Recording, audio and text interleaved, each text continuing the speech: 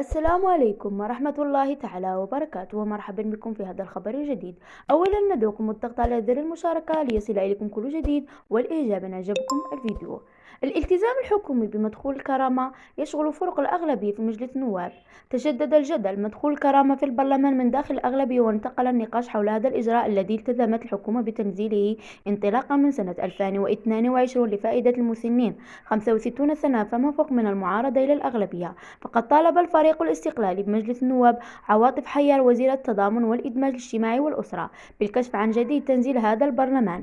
وطالب الفريق الاستقلالي الحكومة بالكشف عن الإجراءات والتدابير التي ستتخذها من أجل تنزيل هذا الالتزام، وعن المعايير التي عن طريقها ستتم استفادة هذه الفئة من المواطنات والمواطنين من هذا المدخول، حسب ما ورد ضمن السؤال الكتابي توصلت به هيسبريث. ويتعلق الأمر بتحويل نقدي تدريجي يمول صندوق التماسك الاجتماعي، غايته أن يضمن لجميع المثنين داخلا حده الأدنى 1000 درهم بالحلول سنة 2026، فيما كانت الحكومة قد أكدت أنه اعتبارا من فصل الرابع لسنة 2022 سيتم تحويل مبلغ شهري قدره 400 درهم لفائدة من تزيد أعماره عن 65 سنة، يتيح دعم قدرتهم الشرائية واستقلاليتهم.